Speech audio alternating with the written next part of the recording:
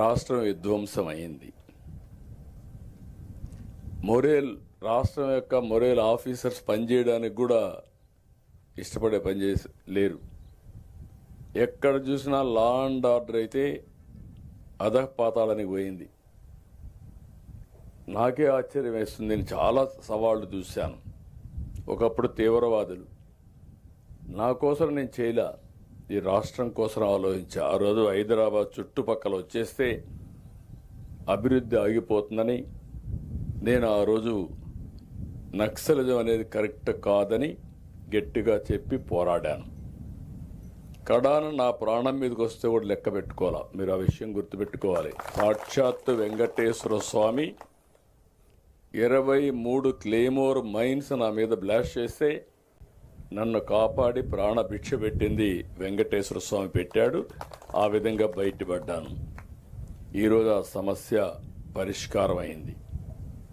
1924లో law and order మొత్తం విచ్ఛిన్నం అయిపోయింది. అలాంటి పరిస్థితులు ఒక పక్క లా అండ్ ఆర్డర్ సమస్య, ఒక పక్క 10 లక్షల కోట్ల రూపాయల అప్పులు, ఇంకొక పక్క సంక్షేమానికి కూడా ఆదాయం రాని పరిస్థితి, పెట్టుబడులు పెట్టలేదు, సంపద సృష్టించలేదు, దీనివల్ల ఆదాయం కూడా తగ్గిపోయే పరిస్థితి వస్తే అవన్నీ కరెక్ట్ చేస్తూ వచ్చాను.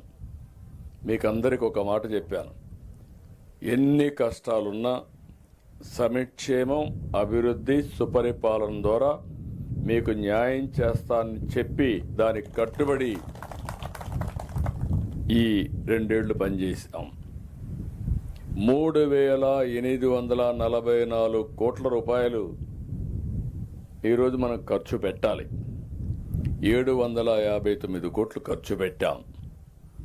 ఇంకొక పక్కన మీరు ఒకసారి చూస్తే ఫేజ్ 1 1938 కోట్లు అవుతుంది. ఫేజ్ 2 1906 కోట్లు అవుతుంది.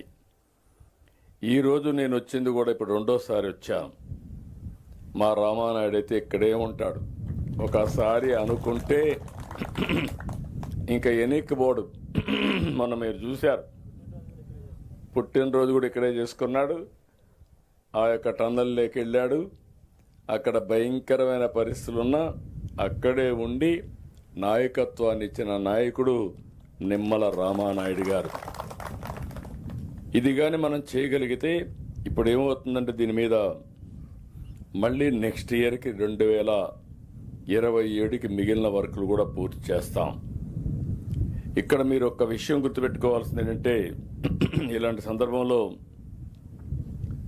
నేను మిమ్మల్ని అందరినీ ఒకటే కోరుతున్నా, ఎవరైతే ఈరోజు త్యాగాలు చేశారో మీ త్యాగాలు ఊరికే పోవు. దానివల్ల ఈ ప్రాంతం అభివృద్ధి అవుతుంది. మీ జీవితాలు కూడా అందరితో సమానంగా, అందరికంటే మెరుగ్గా ఉంటాయని మీ అందరికి హామీ ఇస్తున్నా. అందుకని ఈరోజు మాత్రం 2,351 మంది నిర్వాసితుల కుటుంబాలకు 300 కోట్ల రూపాయలు జమ చేస్తున్నాం.